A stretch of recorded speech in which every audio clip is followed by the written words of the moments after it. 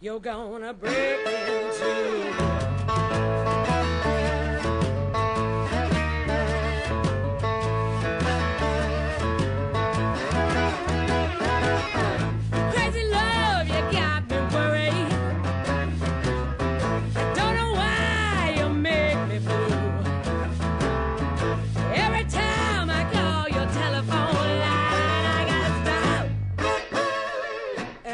Up on you.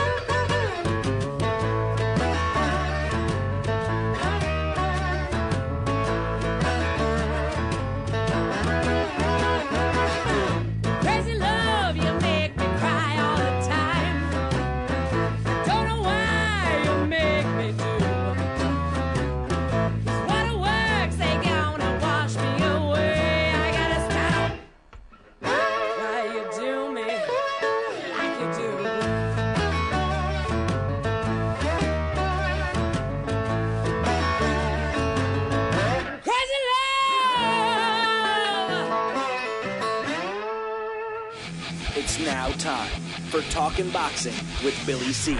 It began as a podcast, went live on the net, and transformed into a full-blown empire. Across the web, on Fight Now TV, and on radio stations around the world. It's the only daily boxing talk radio show on the planet, hosted by the only guy with the balls to do it. Many have stepped into the ring. Many have tried to take the belt. And one by one, they've fallen. Another victim of the undisputed heavyweight champion of boxing talk radio. Talkin' Boxing with Billy C. is on now. My style is impetuous, my defense is impregnable, and I'm just ferocious. I want your heart.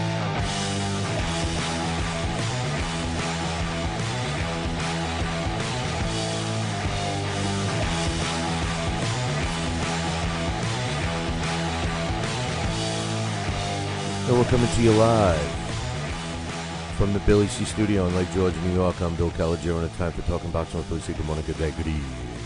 Whenever you listen, I hope you're doing all right. We got a busy show scheduled for today. But first, don't forget the show is being brought to you in part by Cat's nationwide luxury transportation service. If you're looking for a limo, when you're someplace in the United States or even Canada, and you want a hottie driving you around, well, then you need to give my girl, Kat, a call, 202-351-7496. That's 202-351-7496. Tell her Billy C sent you. But just remember, she's my girl. The show is also being brought to you in part by Campanaro and Tomkovich. If you're looking for a lawyer, use the ones that keep my ass out of trouble. That is Campanaro and Tomkovich. Give them a call today, 845-221-4099. 845-221-4099. Let Campanaro and Tomkovich knock out your legal problem. 845-221-4099. The show's also being brought to you in part by my friends down at the Halftime Bar and Grill, Route 9, South Glens Falls. Hey, listen, if you like cool people to hang with, if you like drink specials all the time, if you like live entertainment on Friday and Saturday nights, and if you like to stuff your face with some great food, then you're going to love the Halftime Bar and Grill. Check them out. What do you want, a phone number? Oh, yeah, I'll give you a phone number for directions or to make a reservation, 518-792-4869. 518-792-4869. And the show is also being brought to you in part by ringside.com. Today's your last chance if you wanted to take advantage of even a bigger and better discount than just mentioning Billy C on ringside.com. They have all the apparel is on sale as well through today. So if you're thinking about getting one of those cool sweatshirts or anything else from ringside.com in terms of apparel, make sure you order it today. mention Billy C, get the discount that they have, the special discount that they have for today, and the Billy C discount. Demand it.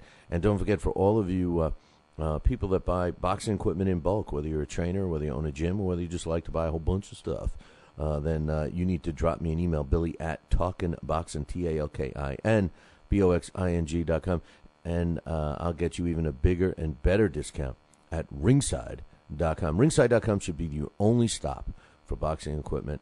It's certainly the official boxing equipment supplier of this show.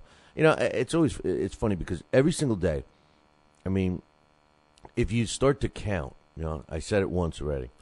You know, I remind everybody about the email address, right? You know, it's Billy@talkinboxing, and then I always say, you know, that's talkinboxing.com. That's TALKINBOXING.com, right? That's twice I've said it. I guarantee, I'll lose track. If you want to count, I already said it twice. You know, I guarantee I'll say it at least 10 more times. And the bottom line is that you know how many people never drop the G in talking? It's Billy@talkinboxing, TALKINBOXING.com. I'm not going to mention any names, but his initials are John Musquionis from LDL TV. You know, he's like wondering why I haven't gotten these emails from him over the last couple of days. He sent 30 to the wrong address. You know, 30. You know, remember, it's Billy@talkin, TALKIN, boxing, BOXING.com. We got a busy show scheduled for today. Dax Khan is scheduled to join us a little bit later on the show. We also, as a reminder, we're not going to be doing a live show tomorrow, but you can catch it live on. Just spit on myself. You can catch it live on Fight Now TV tomorrow, and if you've been waiting to sign up for LDL TV, Fight Now TV.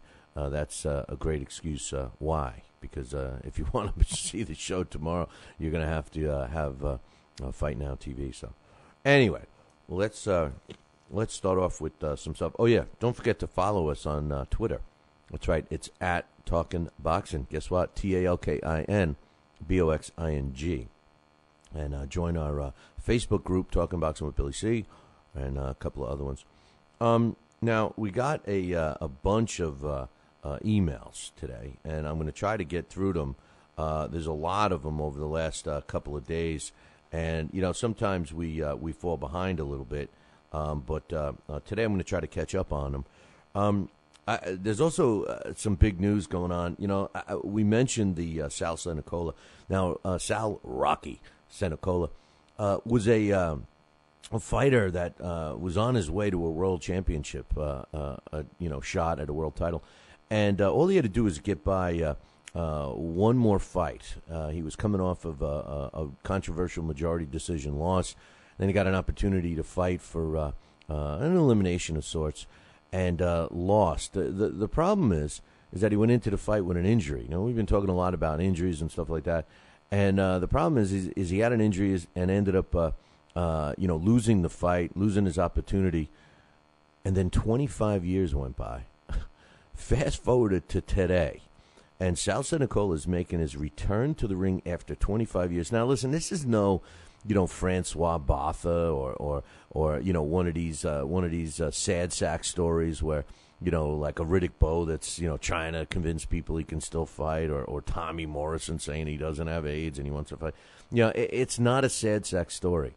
This isn't a typical not another 50-plus-year-old guy that's trying to get back in the ring, trying to catch his youth. This isn't about that. This is a successful businessman. This is a guy that does not need to step in the ring and make a couple of dollars that he's going to make. This is a guy that's been haunted for 25 years. That he entered that ring and I'm going to get into it a little more as time goes on. But entered the ring with an injury that he should have never. What was that crash? I just heard some kind of crash. But anyway, he should have never gotten into the ring at all, let alone with an injury. He shouldn't have gotten into the ring with this injury. And nonetheless, he ended up losing the fight. And 25 years go by, and he's going to get back in to try to right the ship. I'll talk about it a little bit later. but it's taking place in April 13th, in Florida, and you could get tickets and you could watch it. We're going to be calling the action ringside. It's going to be for free on LDL TV, so I'm excited about that. You can check out a press release that was just put out up on BillyCBoxing.com, and I'm sure you're going to hear a lot more about that as time goes on. So, anyway, we'll get to the emails once we figure out what the crash was. I don't know what it was, but it sounded serious.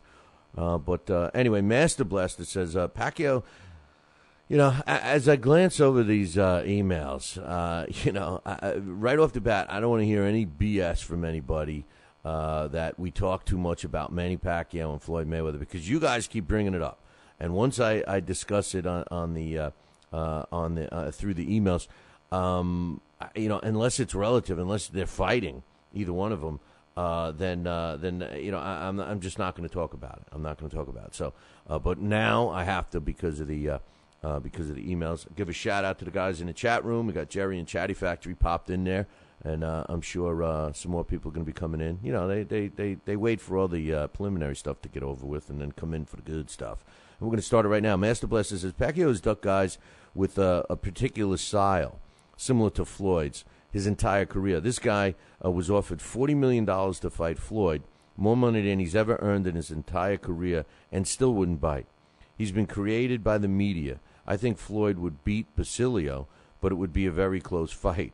Floyd's difficult to hit from close or far. Basilio got hit a lot despite his head movement and came forward in a straight line. Basilio's tenacity would cause Floyd some problems, though. I totally, I'm not going to agree with Master Blaster about Manny Pacquiao being a media creation, because I think partly it's true, but you have to remember that the media creation came after the success of Manny Pacquiao moving up in weight classes and the excitement level. Listen. Nobody's ever and if the Manny Pacquiao fans that love Manny Pacquiao and think he's the greatest and all this stuff, if they are blind to the fact that Floyd Mayweather has better boxing skill than Manny Pacquiao, then they're crazy. But I for one never said that, and I for one don't believe that. But I do say this: Manny Pacquiao's fights are way more exciting than Floyd's. I think the media jumped on the bandwagon of Manny Pacquiao when they realized that that he's so exciting and everything else, and then the full blown Manny Pacquiao persona was created. So in a way, Master Blaster is right, but I don't think it's fair to look at him and say he's a total media creation. I mean, we've had fighters like that in the past, and I don't think it's fair to put Manny Pacquiao in that group. As far as ducking opponents, all fighters duck other fighters. I mean, especially today. So to say that Floyd would have beaten Basilio, the Floyd fans have the tendency to make Floyd out to be this super fighter, and he's really not. And I'm really sick of it. You could say that Carmen Basilio was hit often, but he was hit often by a much higher level opponent than Floyd has faced. You can only judge. I know the old saying, we can only judge a fighter based on who's available around his era, blah, blah, blah. But the bottom line is, at some point in time, you got to look at those other fighters, and you got to say to yourself, how good were they? And when you put in perspective how great Floyd is, and I know that there's some fans that believe that he would have been just as great in every single era, I'm not so sure. I'm not so sure that you could say that. Now, early in his career, yes, he fought some tough fights and stuff like that. We've analyzed that. We've broken them down and all of that stuff. But to say that it would be a close fight and Floyd's would hit him too much, maybe Floyd hits him. But the question is Floyd going to hurt him?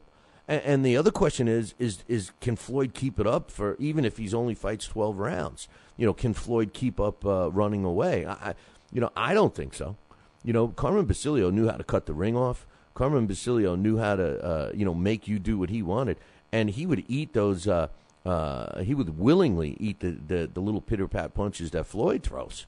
I don't care if Floyd opens up with a barrage of shots. If you don't believe me, watch some of Carmen Basilio's fights. And listen, Carmen Basilio has been a topic of conversation these last couple of days, and it's not even like he's one of my favorite fighters. I'm just saying, in perspective, when Scotty and I did the Greatest Fight series, and we talked about Tony DeMarco and the Carmen Basilio fights, you got to see this guy's skill and his chin. And it just made me think. That's the only reason why I brought it up.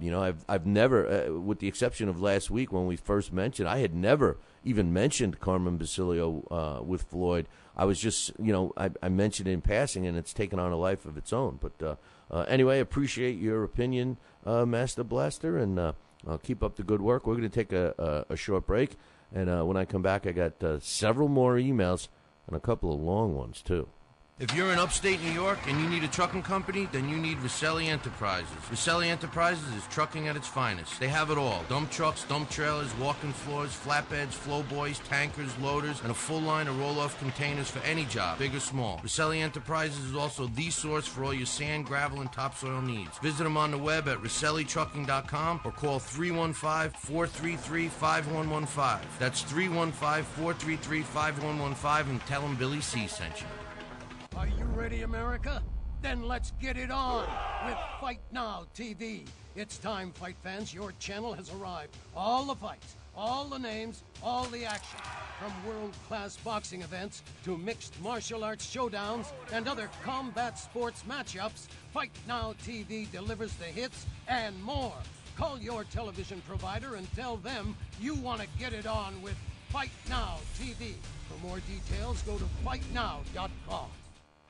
We've got a great matchup tonight. Fighting out of the left corner is the #1 ranked contender. No, he is not. I'm sorry, but who are you? I am the IBO computer. I am programmed to provide only fair and unbiased boxing rankings. This fighter is the number 15 ranked contender. Fair and unbiased boxing rankings? That's a new concept. Actually, it is not. The IBO has provided unbiased computerized rankings for many years. Well, we've still got a great fight tonight, folks. In the left corner is the number 15 ranked contender. The IBO, the champion of integrity. Learn more at IBOboxing.com.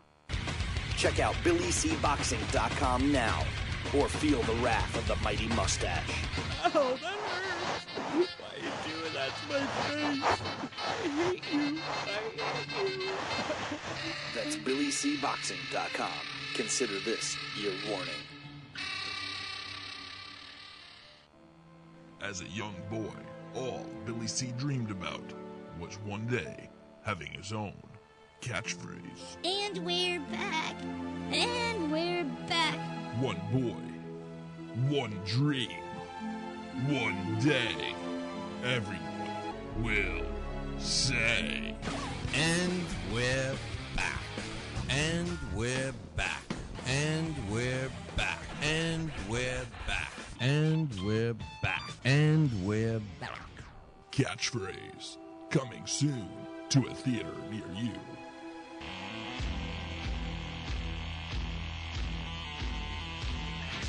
And we're back. You're listening to the Talking Boxing with Billy C show.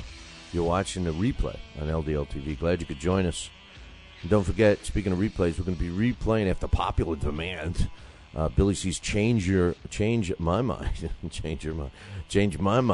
tonight on LDL TV, 7:30 p.m. Eastern Time. Tune in, www.ldltv.com. If you don't get the channel on your television set, the stream will be available and it'll be for free, man. So check it out. Alex Papali tries to change my mind about the government. Nah, nobody's ever going to change my mind about the government, but as far as the government running boxing. So we're reading some emails from the mailbag. We got Dax Khan scheduled to come up in a little bit. We'll see what happens. Well, then you should check your email. Jerry's saying he didn't get his picks. I sent them out yesterday to everybody.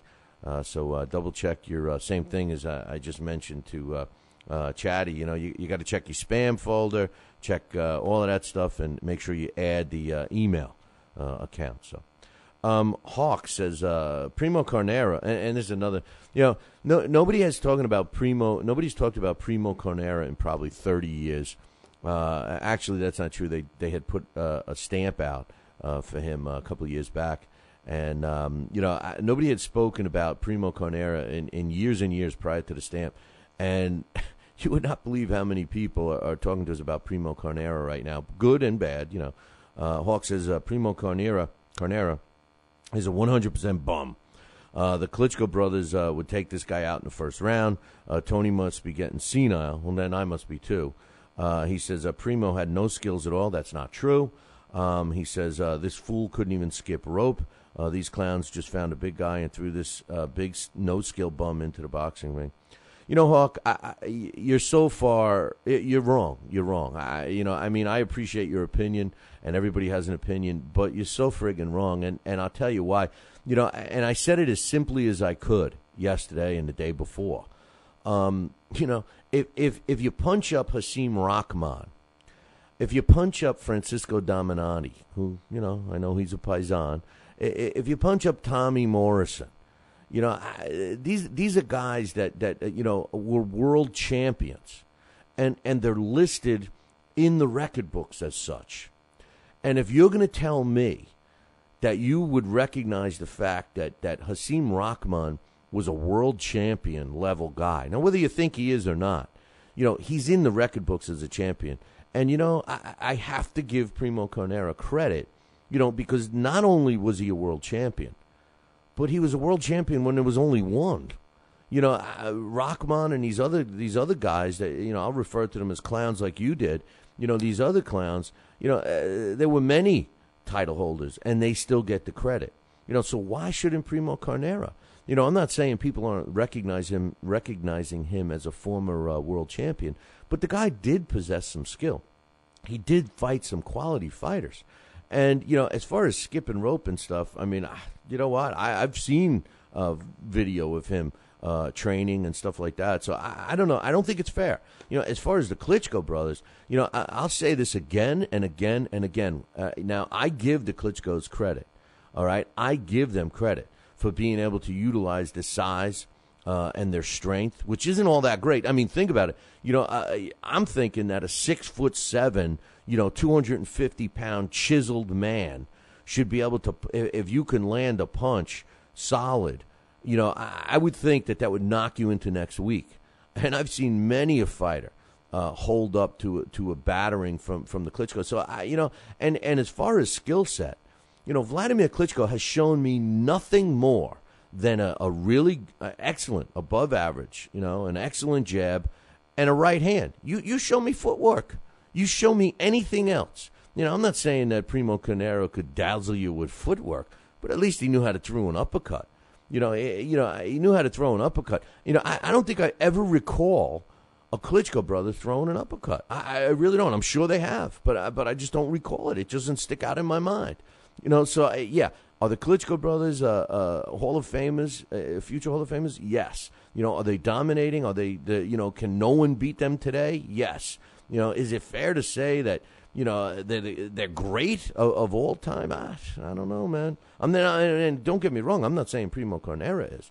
And I think you're right. I think that a Klitschko would probably beat Carnera because of the same attributes. But remember one thing that has not been shown to us yet.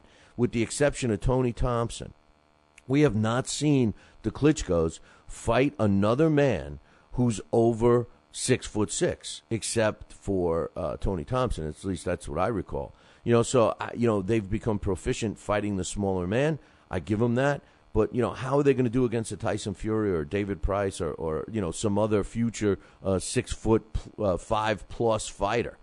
How would they have done against a prime?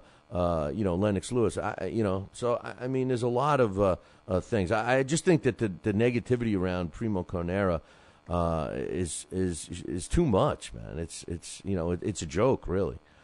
He says, I do have to give the old school fighters credit for fighting. It seems today that boxers pull out of fights if they sneeze too hard. He says, it seems like back in the day, guys would man up and fight every month. Now these guys train and square and spar until they hurt their thumb, toe, or rib, etc. Then they bail out of the fight. I guess top boxers are paid too much, and a loss is too costly today. But I think it's about the same. Today's boxer could pad their records with 20 D-level bums a year if they wanted. They already pared their record. I mean, listen, I agree that the fighters of yesterday were tougher. And I also agree that there's a lot more money to lose for a fighter, and there's no reason to step in the ring when you're not 100%. Some of the injuries are questionable in my opinion. We're going to talk a little bit later. Don King releases the undercard yesterday for a card that he's going to have with Ryan Coyne, and as soon as they hit send and sent the press release out, Ryan Coyne backed out of the fight because he hurt himself in sparring. He got a cut. It's a legitimate cut. My question is, why the hell wasn't he wearing headgear? I mean, stupid mistakes from these fighters and their trainers, which, again, you go back to the old days, and we had trainers that were teachers. Today we got rah-rah men, and I think it's evident. I mean, you can't deny it, and to suggest that fighters of today don't pad their records with bums. And I've said this before. I would rather see a fighter fight 3 meaningful fights a year and sprinkle in another 5 or 6 against not so meaningful. I'd rather see them stay active in front. It's better for the sport. It's better for them. The thing I'm against is seeing a fighter fight for 3 times a year against questionable opposition. And I honestly think Nonito Donaire should be that guy. That guy fought 4 times last year, and I mean, you tell me, on paper, all of the opponents look good, but you tell me right now, do you think they were all tough fights? Come on. Hawk says Floyd has done a great job at making money. His father and uncle had an average chin and an average heart. I think Floyd's no different. I agree. He says he most likely has an average chin and heart. Floyd does have very good skill and defense. I agree with all of that. He says Floyd is smart to duck the guys that could test his chin and heart. And he says, which I believe are very suspect. I can't believe this boring boxer gets the pay-per-view sales. He does. He cherry picks B-level opponents and dummies buy this garbage, hoping this bozo will lose. I think Hawk hit it right on the head. I think he hit it right on the head with that. He has done a great job making money. You can't deny that from Floyd. Can't deny it. And I do think he cherry picks, and I do think he avoids the fighters that could, test his chin, test his heart, all those things. And I also agree with Hawk about the dummies like us that buy his pay-per-views, hoping that he's going to lose. He's right. He hit that one. Hey, Hawk, thumbs up, bro. You hit that one right on the head. As far as my opinion's concerned, I agree with you 100%. Biggerback says, actually, Hawk. What are we communicating against each other through me? What am I, the mediator? He says, actually, Hawk, Floyd and Pac have about the equal level of ducking. He says the fact that Floyd did the deed himself makes it worse, but Bob Arum never wanted Guzman, Soto, Campbell, Juan Diaz, or any semi-slick fighter in there with Pacquiao. No doubt Pacquiao would have fought them, but Arum did the deed. But I got to disagree with you on Floyd's chin. He was hit cleanly by Corley and hurt, but didn't go down. If you compare the whole resume of Floyd to Pacquiao, I would say Floyd has the edge. You're talking about Chop Corley? Come on, man. Come on. Hey, listen, Floyd, you got to give his defense of style credit for not taking a shot flush on the chin. But he's never really been in there with a power puncher. We all saw what an old Shane Mosley did to him. And to Floyd's credit, he stayed up on his feet. I think I agree with some of the other listeners that I think that both Manny Pacquiao and Floyd Mayweather's resumes are almost identical with the level of opposition, with the rate of cherry picking, and all that stuff that each side blames each other. I think they're very. I think they're very similar. Hawk responds to that. He says, I disagree. I like Pacquiao's selection better than Floyd's. He's moved up more weight classes to fight bigger guys. Pac has about 20 more pro fights than Floyd. Pac's never retired when the division was stacked as Floyd did. Floyd squeaked past De La Hoya. I personally thought he lost. And never rematched him. Pacquiao squeaked past Juan Manuel Marquez and fought him four times total, and we're looking to see a fifth. He says Pacquiao's fought an underdog several times. Floyd never fights as an underdog. He's always at least a 6-1 favorite. Great point, Hawk. And he says, I also have to blame the Pacquiao versus Floyd fight not happening on Floyd. not Pacquiao. That question will always be haunting, and I don't think we'll ever know the answer. But we've beaten that whole subject to death, and I think, just reading it again, we all know my thoughts on it. I don't have to say it. I'm going to take a short break. Got several more emails coming up in about 2. Are you ready, America? Then let's get it on with Fight Now TV. It's time, fight fans. Your channel has arrived. All the fights, all the names, all the action. From world-class boxing events to mixed martial arts showdowns and other combat sports matchups, Fight Now TV delivers the hits and more. Call your television provider and tell them you want to get it on with Fight Now TV.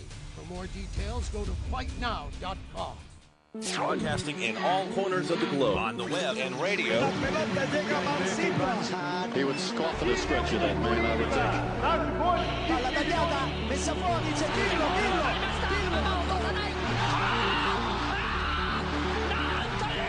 think. You're listening to Talkin' Boxing with Billy C. From upstate New York in the good old U.S. of A. Boxing is here to stay because we are here to stay. The best 2 hours of boxing talk on the airwaves. Hey, fight fans, check out KOFantasyBoxing.com. KO Fantasy Boxing is boxing's only trademarked fantasy game. Check it out, www.KOFantasyBoxing.com. Select your own gym, your own fighters, track them through a season that can last from 3 months to a year, depending upon which league you join. You got to check this out, man, www.KOFantasyBoxing.com. Join it today. Again, www.KOFantasyBoxing.com. And tell him Billy C sent ya. Now back to Talkin' Boxing with Billy C., the only radio host man enough to take a punch from Mike Tyson. Wait a minute, man. Hold on there. Jeremy, man, I need you to take this one, all right? Wait, what? No way. I can't do this. Need I remind you I'm Billy C, damn it? Now put on that mustache and get in there. Hey, look at me. I'm Billy C. Crap.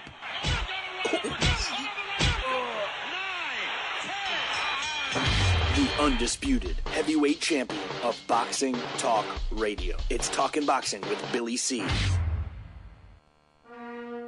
Test 1 2. Test 1 2. My fellow Americans, good evening. Welcome back to Talkin' Boxing with Billy C. It's great to be here discussing the sweet science with everybody. I love boxing. I love talking boxing. It's what I do. Bill. Wait, what? Bill. Why are you interrupting me? What? Wrong. What's the problem? Billy, C. I did not have... We're gonna have to ask wrong you. Speech. What do you mean wrong, Billy C? What's going on here? Fine, I'll go. I just wanted to talk some boxing on TPSradio.net. That's all I wanted to do. I don't need your damn show. I'll get my own talking wrestling with the other Billy C. Yeah, that sounds good. Yeah, I've always been a Hulkamaniac anyway. Broadcasting live, brother.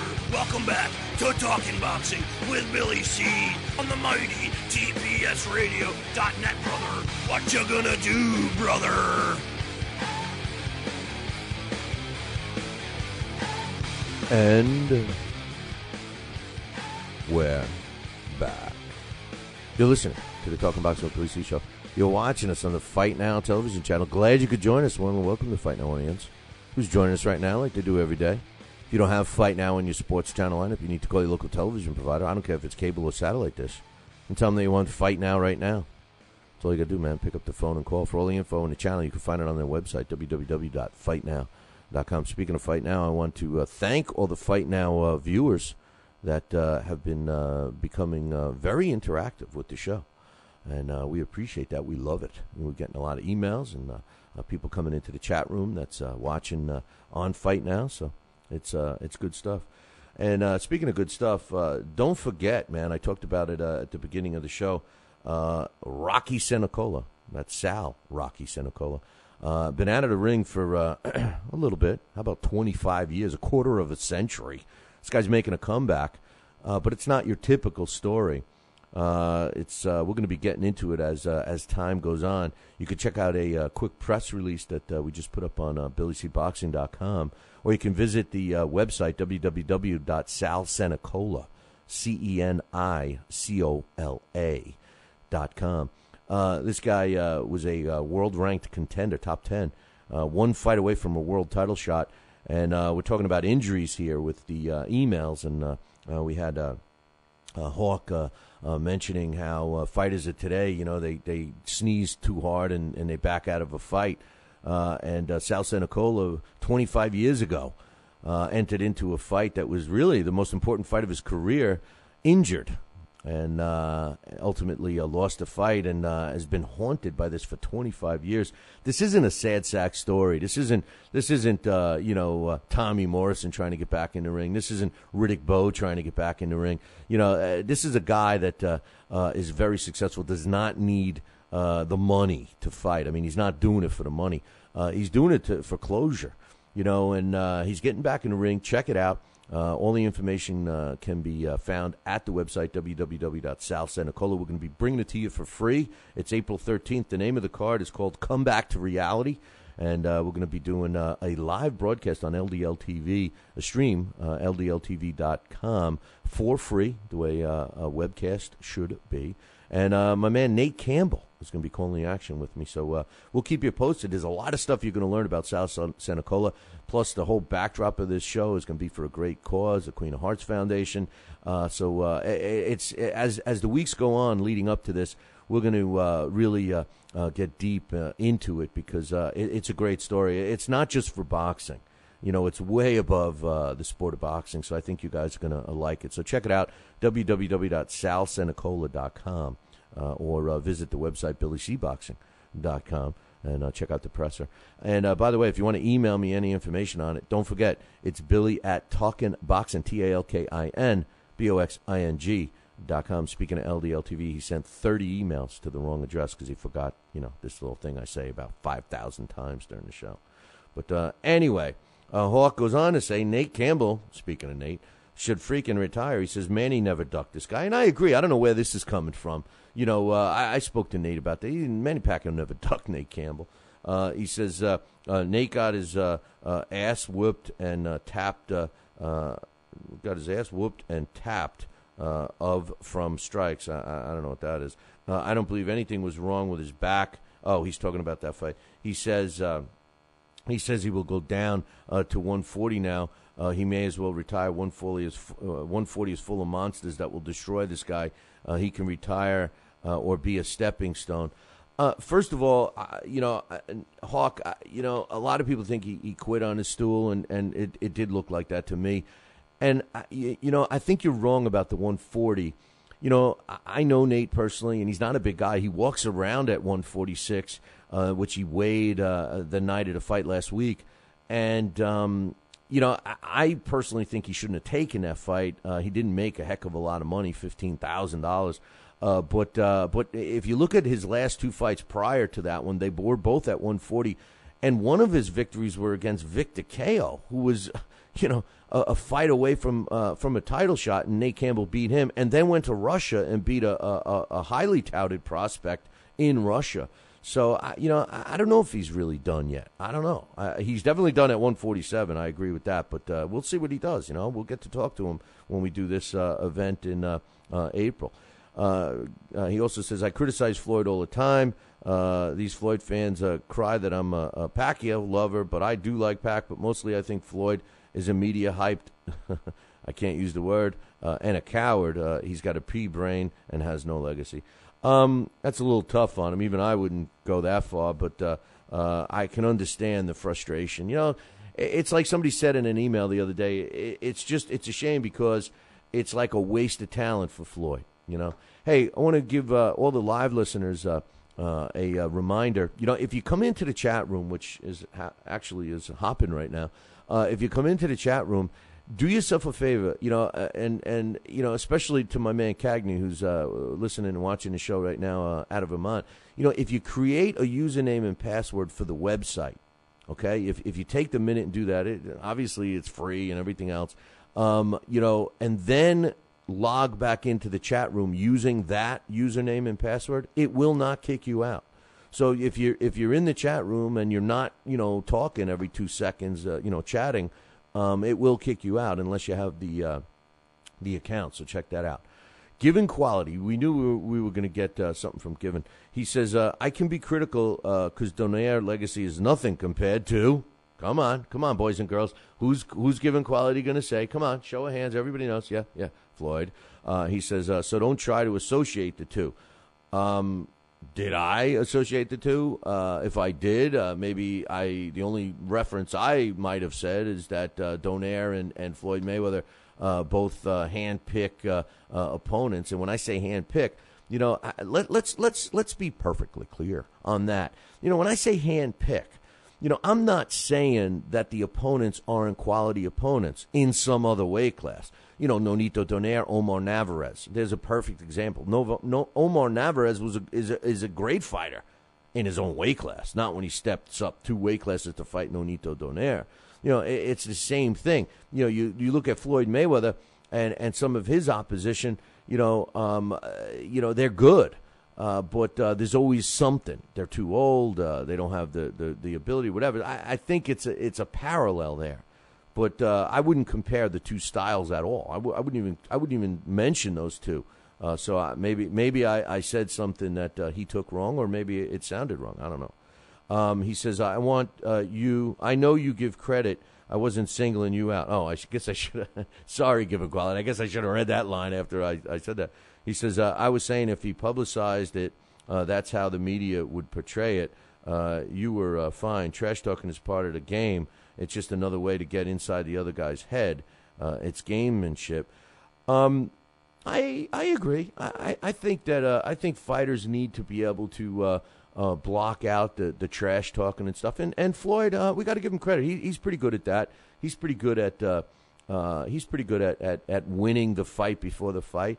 Without fear. Nobody's scared of Floyd, but Floyd does have a tendency to win those pre-fight battles.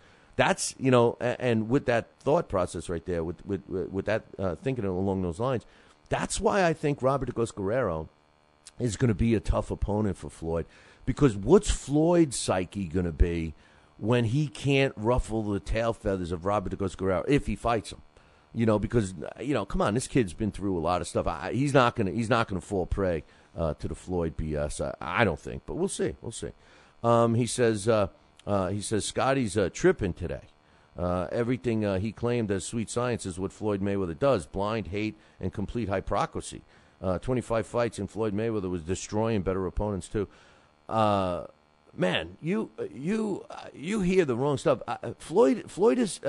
Scotty was saying that, his point that he was making yesterday is that the sweet science is hit and don't get hit, but you want to make them pay, right? So you make your opponent miss, okay, and then you want to make them pay. Floyd doesn't really do that. Floyd does counterpunch well. That's his game. We got you. We got you, Given. We know quality. We know that Floyd counterpunches you, but he doesn't do it consistently.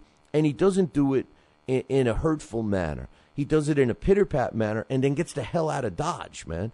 Like he might counterpunch with a shot and then get out of harm's way because he doesn't want the exchange. That's one thing I give credit for Adrian Broner, because Adrian Broner has demonstrated, and we're not comparing the two yet, so don't send me a scathing email about that one, quality. But the thing is that Broner seems to have the ability or drive to not only make his opponent miss, and not only counterpunch him, but stand in that pocket and open up with a flurry.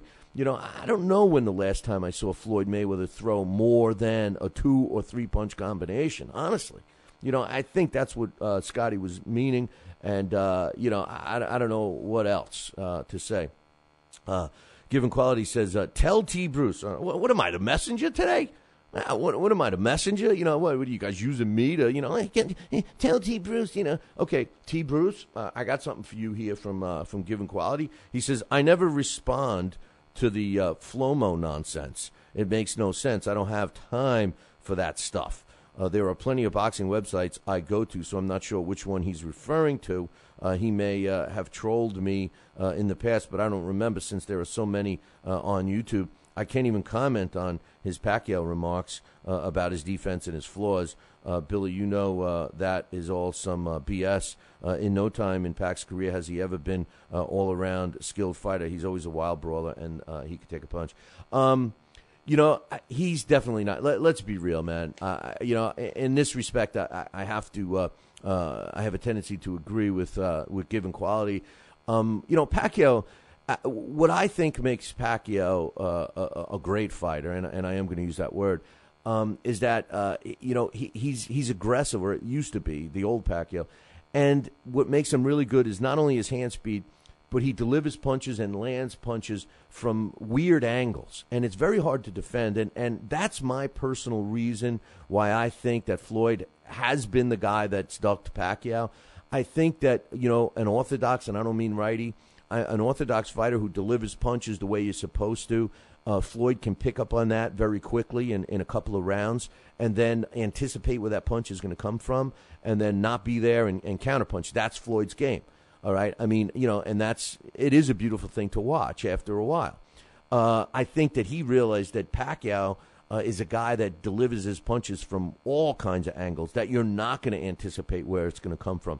And before Floyd would know it, the fight would be in the later rounds, And I don't think Floyd would ever be able to anticipate and project where Manny Pacquiao's punches are coming. That is my opinion. All right. However, and this is the old Pacquiao, by the way. This isn't today's Pacquiao. But as far as basic skill set, you can't compare the two. Floyd's got a much better jab. Floyd's got much better defense. Floyd's got much I think the speed is about the same, but Floyd's got better footwork. The skill set, the raw skill set, I think must favor Floyd.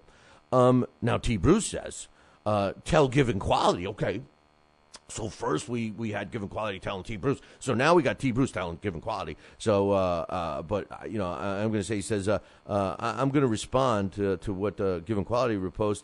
He says, Floyd fans try to pretend that Pacquiao is a wild brawler. It's not true. Pacquiao is a complete fighter. He has always had underrated head movement. He can slip and slide when he wants to. Excellent feints. His only flaw is that he lunges. He's not wild. He's very accurate. He is pretty accurate. And he does lunge. He says, but since he throws so many punches, Floyd fans try to speak negative about it, lying and saying that he's wild. When you say that he has no defense, you're saying he plods with his head still, eating punches like a dummy. That's not true. He keeps his head moving, and he on his best nights. And he says, I actually don't mind calling him a slick swarmer. I've never heard that. That's not a bad thing. He says, then given quality mentions Floyd never ducks anyone. That shows that he is a biased. Whether it's true or false, did Floyd say Pacquiao is next, then later on say, I never said Pacquiao is next? Don't put words in my mouth. True or false? Did Floyd demand special tests to fight Pacquiao, which is basically Floyd's indirect way of saying he thinks Pacquiao is a major ass-whipping machine? He says, then once Pac agreed, he demanded 100% of the revenue. Floyd is only a few inches more famous than Pacquiao.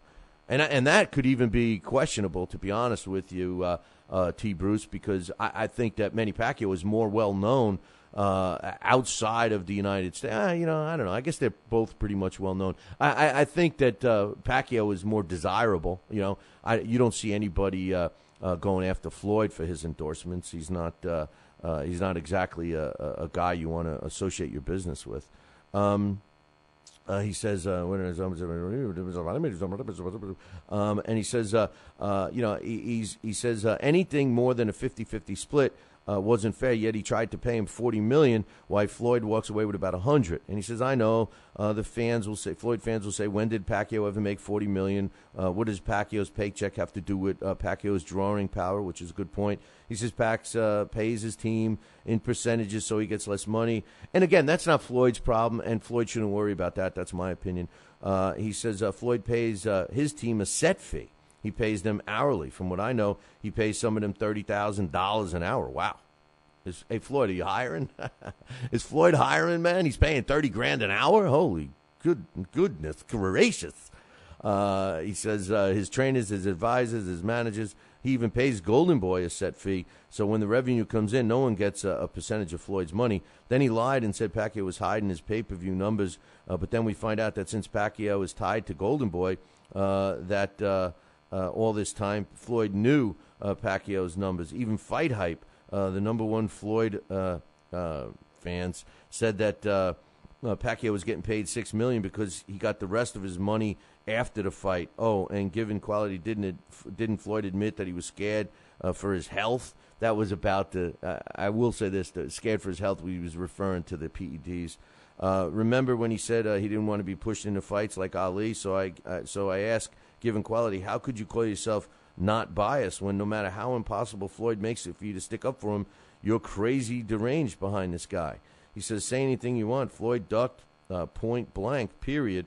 Then expose yourself for being biased. You try to make an argument, and you have no argument. It's no longer a myth that Floyd ducks. It's a proven fact. One more thing. He says, I used to be a diehard Floyd fan. I've been sticking up for him since 2009. Even when he admitted he was scared, I tried to blind myself from it. I have friends that I have argued with them after the Cotto fight. In front of all those friends, he says, take the test in front of my whole family. Floyd makes me look like a fool in front of everyone. You know, it's funny that T. Bruce is saying this, because when I was reading the stuff from him the other day, I was saying to myself, wait a minute, isn't T. Bruce a big a Floyd fan? I was surprised that he was talking about Pacquiao. So now I see that I guess he was still a Floyd fan after the Cotto fight. He says the whole world knew that the test was no longer an issue and that money Floyd was the issue. And this dummy still says take the test. He says it's humiliating. It really was. I'm a real boxing fan. I love the sport more than I love Floyd. That's the difference between Given Quality and myself. He says you're a Floyd groupie, meaning Given Quality, who likes boxing. I'm a boxing groupie who liked Floyd. That's. I think there's more people like that, to be honest with you, T. I think more people would say the same thing. He says, I won't play myself like you play yourself. Bills will even vouch that I was one of the guys talking to Floyd. Yeah, it's funny that he writes this now, because as I was reading that, I just was remembering that T. Bruce was talking to Floyd. I don't save all the emails, but he was. And he says, how am I supposed to respond to your comments before Billy C. even reads them, ultimately making you feel that you were lost in the past when I was steps ahead? Magic, he says. I know it'll be quite frustrating trying to catch up. And one more thing, I saw Floyd do an interview on ESPN, and I'm convinced that he will fight Robert the Ghost Guerrero. So let's pray that Robert kicks his butt. It's time to get this roided, overswelled cranium, Shrek-looking coward out of boxing. Whoa. Is that what you think of Floyd? Shrek-looking? Come on, man. I mean, I wouldn't say that about Floyd. I mean, come on. That's kind of tough. He goes on to say, whoa, Billy C., I thought Floyd's sucker punch was awesome. He said even Floyd's I didn't think that Floyd didn't have the killer instinct. I never expected him to get mad and go to that level of aggression. He says, I thought the KO was shocking, exciting, and everyone, including you, went wild when it happened. Well, wait a minute. I went wild, not because I thought it was great. I went wild because, I couldn't believe it. I thought it was one of the most gutless, classless things I've ever seen. And let me tell you something. It doesn't show me that the guy has power, because if you stand in front of me, I don't even know how big you are or small you are or whatever, but if you stand in front of me and let me punch you as hard as I can with your hands down, you know what? I think I'm going to drop you. I think you're going to go back. I think you're going to drop to a knee, I mean, anybody, I'm sorry. To me, that doesn't show his strength. And the thing is that, again, it was a legal sucker punch. It was not illegal. So, he says, when he dropped Ortiz, I was shocked by the power. Come on. He said, but when the referee counted to 7, it was like, damn, he's not getting up. Of course he's not getting up, man. He was punched. He wasn't. I know, protect yourself at all times. He says, it had to be the most shocking fight ending in history. He says, I would have been pissed off if Ortiz got DQ'd in a pay-per-view fight after 4 rounds. Yeah, but that would have been the right call. I would have been pissed off too, but it would have been the right call. You can't launch yourself head first into a fighter, purposely. Everybody's always questioning, was that an intentional headbutt? Was it not an intentional headbutt? He didn't mean it. His head got in the way, but that ladies and gentlemen, was an intentional headbutt. There's no question about it. I mean, he launched himself. You know, you see the replay, even when it happened live, you see him. He launched himself. That was an immediate, any good referee would have immediately disqualified him. Immediately. You know, at least in my opinion. Would it have been cool? No. I wouldn't have wanted to pay for a pay-per-view either, but it would have been the right thing to do, you know. He says the crowd loved it, but the only reason people booed is because the replay showed the ref looking away. Well, that was the referee's fault that he lost control of that fight. Joe Cortez, man. He just, you know, and every referee knows that when you stop and take the points away the way he was doing, you send both fighters to the neutral corner. You don't hold hands with both of them. You send them both to the neutral corner. Then you go and grab the guy that you're going to deduct the points, and you bring him around and show him. The reason why they bring him around, in case you don't know, is they bring him to each judge, and they say 2 points, 2 points, 2 points. You know, and that's what he deducted, 2 points. You know, but instead he held them both. He had them both there, never sent them to the neutral corner. That was a total bogus thing and a mistake by Joe Cortez. You know, he said, where was I? I don't know. He says, even if you watch it a million times, he says, boxing is an aggressive sport, and that's what you're supposed to do if you get hugged 3 times in a row. I admit it was a little too much hugging, but you don't sucker punch a guy. I'm sorry. He says, even if Ortiz didn't headbutt him, Floyd is supposed to make him pay for all that hugging. Shane can go and hug and kiss Pacquiao all night long, which was sickening. Floyd don't do that. I may not be a hug and a kiss I may not be as big of a Floyd fan as I once was, but let's not hate on the ending. It was unreal, and it was the most classiest thing Floyd's ever done in boxing. Pacquiao hugging Shane, that was an abundance of classlessness. He says Floyd showed sportsmanship by accepting 2 hugs and kisses, but then he showed gamesmanship by saying no more kisses, enough is enough.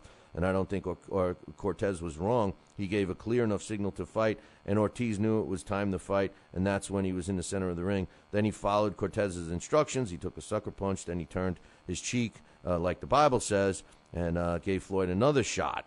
Floyd did the right thing as a true bloodthirsty pugilist, and I hate when people say otherwise, specifically historians like yourself who know better. You know better. Pac should have been deducted a point.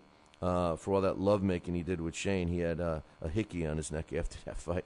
You know, I was saying that that fight, they should have gotten a hotel room, the Pacquiao Sugar Shane Mosley. I agree with that. But there's no way you're going to ever convince me. I'll say that the punch was legal. I'll say this to my dying day. I'm not going to criticize Floyd for doing anything illegal. I thought it was a classless thing to do. I really do.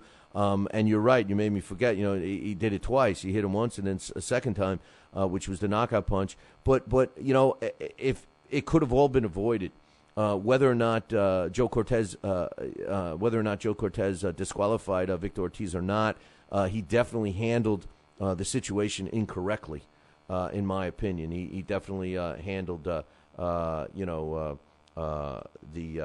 situation definitely wrong in my opinion. But anyway, my man James Keister, who's part of the Billy C Challenge, and by the way, they all got their challenge, Chatty Factory. So he says, as long as I'm sending you my picks, I thought I'd weigh in on the government issue. He says, first of all, I think it's the wrong question.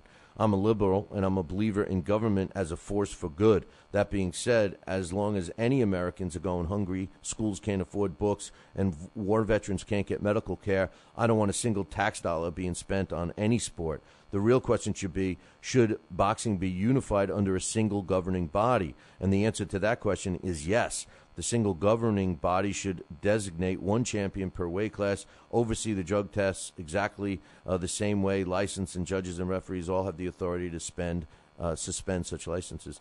First of all, the government can't handle their own issues, so I can't see them running boxing. Now, if you're saying that, and I agree with you about the United States should focus on our own problems before they stick their nose in anything, including corporation stuff and banking and all of that, which we've done in the last, 4 or 5 years. I agree with that. However, from what I understand, the reason why you can't have a group like the ABC Boxing Commission control all the commissions is because it's against state law. the federal government cannot control all the states. It goes state by state by state. You have federal law, but each state is up to their own thing. It's just like the pot laws, the marijuana laws. Some states have, what do they call it, where you can have a certain amount and it's just a ticket. And then, now we have states that are making it legal, and that's not federal. It's still illegal for the feds. And that's the reason why you can't have a commission that dictates to all of the states and tells them the rules. That's the federal state rule. You can have a government appointed commission that would oversee the state commissions, and that's what some people want to do. My opinion is if the government is going to, put together, a staff to oversee the commissions, they should just oversee a independent company like the ABC boxing, commission, and police them. I don't have a problem with that, but as far as the government, being the guys that are in charge, if you think that the states are corrupt now, if you think the commissions are corrupt now, just imagine what it would be like if our government ran boxing. Just imagine, if you're unhappy with the way people get appointed in commission roles like they do now, state by state by state. And let's make no mistake, man. If you don't believe this, you're it's sad. But they're favors, man. You support me, and then when I get elected, I'm going to take care of you. This is on a state level, and that's how so and so gets appointed to a commission that says boxing. Well, what's boxing? And next thing you know, that person is in charge of the boxing for that state. It's a favor, and if you don't think that the government would do that and appoint people that don't know anything about boxing, then you're crazy. So I'm not really sure of your thought process here. I agree with you about the government should not be sticking their nose in it, but on the other hand, we do have a organization in the ABC Boxing Commission to oversee these commissions, but it's all voluntary because legally they can't do it. Hey, listen, I'm going to take a short break. When I come back, we're going to have Dax Khan stop by, and we'll get his weekend boxing schedule roundup and some other stuff in about 2. I said in about 2. What the heck? I said in 2. Talkin' Boxing with Billy C. now has official merchandise available on TalkinBoxing.com. T-shirts, sweatshirts, hoodies, and mugs. And yes, even undergarments. Talkin' Boxing apparel is the perfect gift for the boxing fan in your life. Log on to www.talkinboxing.com. That's TalkinBoxing.com and place your order today.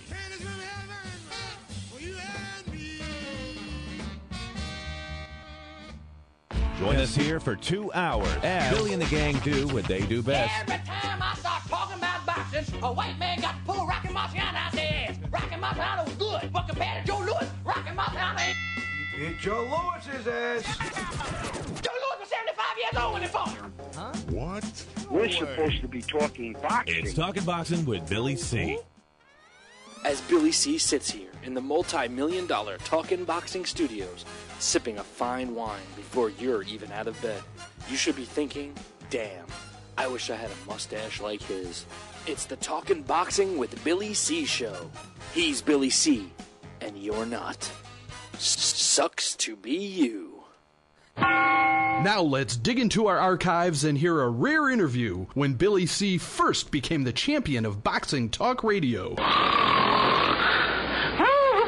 Hello, Billy C. As the new champ, can we ask you a few questions? Why, certainly.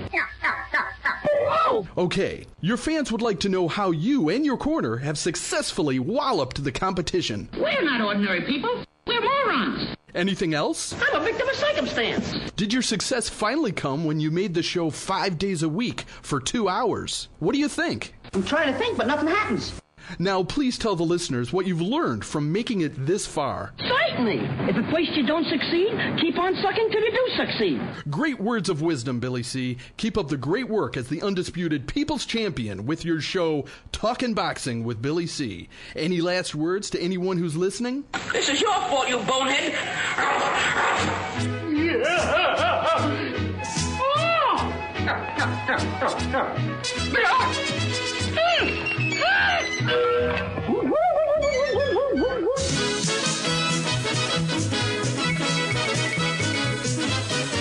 And we're back. You are listening to the Talking Boxing with Billy C show. You're watching us on the Fight Now television channel. And if you don't have Fight Now on your sports channel lineup, you need to call your local television provider and tell them that you want Fight Now right now. It's that simple, man. Pick up the phone and call. All the information on the channel can be found on their website, www.fightnow.com. You know, I was asked a question the other day about HBO, and was there going to be another fight on this week in addition to the Adrian Bronner Gavin Reeves fight? And it was announced yesterday that Seiko Bika will be his fight will be on the card. I just want to know, you know, how many lives does this guy have? I mean, how many shots? And you know, why is there still such an interest in this guy? It's like he's a cat or something, man. You know, he gets beat by guys and then he comes back. You know, and even HBO is putting him on. So it makes me wonder. But maybe Dax Khan has the answer with his boxing weekend schedule roundup. Dax joins us right now. What's up, man? Hey, good morning. Just looking at the snow again, man. I've had enough. You got snow? I didn't even. Right now. Oh, geez, I'm supposed to travel today. That's not too encouraging. Did you catch the HBO picking up the Bika fight? What's your thoughts? I did. That's my honest opinion. When I first found out about that, I was happy. Matter of fact, in my roundup I have here, I was going to make a comment on that, you know, hey, Sakiao Bika's good for TV, man. And you're right. How many lives has this guy had? You know, you look at Sakiao, and it's almost like he kind of, when I think about Sakiao's career, I always think like how Jorge Arce, he seems like he's been around forever. Feels like he should be 40 years old, but the guy's not, you know. But hey, Sakiao always makes for great fights. He deserves the TV time. I wish Sakiao would actually get a big payday. He's not the best in the world, but he does make great fights and gives you your money's worth. Yeah, you know, it would be good to give him a big payday. Maybe he won't keep coming back with all them lives, you know. Give him some money, for God's sakes, you know. But, hey, you know what else I wanted to ask you, Dax? Did you happen to catch that? I know you're not a big football fan, but, you know, Ray Edwards was a football player for the Vikings and the Atlanta Falcons, and he's also a boxer. When the NFL was during the strike, he you know, started boxing a little bit. And I don't know if you caught that fight that took place last weekend in North Dakota, but apparently the North Dakota Boxing Commission is suspending the fighter for literally taking a dive. They feel that they have enough proof. Did you get a chance to watch that? It was only 13 seconds. Yeah, I did watch that, and I don't. You know, when I watched that, to be honest with you, I thought about Kimbo Slice, Kevin Ferguson, and reminded me of a couple times in his MMA career where he just was barely touched and he went down, he got dropped, and it's just a matter of these guys, they get hit in the wrong spot, they don't have any of that experience, so they get rocked, you know, they get a little bit buzzed and they don't know what to do with themselves, so they panic, basically. You know, I don't know. I can't say it's a dive. I just think he got in there, he got hit, and he was like, "Ah, man, this ain't for me." Well, you know, the thing is the promoter's trying to justify. Well, the commission reviewed the tape of the fight, and they're the ones that are calling it a dive. But the promoter, you know, and this goes to show, you know, we've obviously talked a lot about different commissions and the level of professionalism each commission has from state to state to state. And North Dakota, this promoter was complaining that there was so many dropouts, you know, fighters dropping out of the fight the night of the fight, that he ultimately matched a cruiserweight with this monster, you know, heavyweight, and that the cruiserweight had no idea how big he was and literally got scared. And you know, you can make all those excuses in the world, but when does the commission say, "No, we can't let these two guys fight"? Now the commission turns around and says he was taking a dive. I mean, they could have prevented it from the get-go. Well, you hit a point right there, with the size difference in that. And that reminds me of something that we spoke about the other day off the phone, pertaining to a different topic about, remember when I was saying how it reminded me of back in the days, when you used to work on the amateur circuit and everybody knew each other and you just like put guys together because, you figured they'd make a good matchup. You knew them from the gym. You knew this guy wouldn't hurt that guy too much, even though he had more experience. And you're right, the commission is supposed to go in there. That's why there's weight classes. Right. Those weight classes are set for a reason. If not, hey, go back to the original 8 weight classes, and not only would it make boxing more exciting, but it'd eliminate problems like that, wouldn't it? Well, and I don't know what these guys weighed in because honestly, I didn't, even the fight wasn't even on my radar until after I watched the replay of it when all of the stuff started. But truthfully, a heavyweight technically is 200 pounds and above. So if a guy steps on a scale and he weighs 200 pounds or 201 pounds or 200 pounds and 1 ounce, he's technically a heavyweight. And if his opponent weighs 300 pounds of muscle, they're supposed to be allowed to fight. However, I was involved with a fight, or I was at a fight that I was covering. I had a fight there, a fighter on a card that was on actually the Turning Stone. It was a Turning Stone card, and they're outside of New York. They're in the state of New York, but it's a Native American commission, and they wouldn't permit a fight that was scheduled to take place between a heavyweight that weighed 201 pounds against another heavyweight that weighed 240 pounds. Now, technically, they were both heavyweights, but the commission felt that there was too much of a discrepancy with the weight, and they wouldn't let the fight happen. So, again, North Dakota could have prevented it. They could have, but, on the other hand, too, heavyweight is heavyweight. That's the one of the reasons why that division has always been so exciting. The second reason is once you get that big, you're a big man. You're 210, you're 220 pounds, whatever the case may be, and you're fighting a guy that's 260, 270. That's still 210, 220 pounds. Unfortunately, there is no super heavyweight division, and at that point in time, that's where skill takes over. Guys, just because you're a huge guy, perfect example would be somebody like Ty Fields. Ty Fields, was this big monster guy, but he had no skill, and that's a big difference. That's the big factor, in my opinion, is the skill level when you get to the big men. And just because you're big doesn't always mean you can take a punch. And a lot of times that oversize is a hinder more than it is a help. You mentioned Ty Fields, and I got to meet Ty out. I did a TV thing in Edmonton, Canada, and Ty Fields was the main event, and I got to meet him. That man has the biggest hands I have ever seen in my life. I mean, it's like literally, if you've ever seen a catcher's mitt, that's the size of this guy's hands. I have never seen a pair of hands like this guy's got. I mean, literally, catcher's mitts, man. Huge, huge. And too bad he didn't develop the skills to utilize them. But anyway, give us the weekend boxing schedule roundup, man. Do we got more to look forward to than we did last week? Yeah, a little bit. We do, yes. The rundown is not really too vast this week. We're going to start with Friday. Boxing's going to return to Indiana when Bobby Hitz and his promotion company, Hitz Entertainment, gear up at the Horseshoe Casino in Hammond, Indiana, where Blakely Berger is going to be in attendance, representing our website, BillyCBoxing.com. It's a card with local talent, but as we know, and you've talked about many times, local shows are the backbone of boxing. So if in the area, stop in, support local talent, help keep boxing staple on the Indiana scene. We don't have too much of that in the Midwest. Some names scheduled to be on that bill are unbeaten newcomers, 7-0 cruiserweight Demar Ortiz, and 9-0 super middleweight Mike Jimenez at the Mohegan Sun in Uncasville, Connecticut, where ESPN Friday Night Fights is going to air a card hosted by Joe DeGuardia, Star Boxing.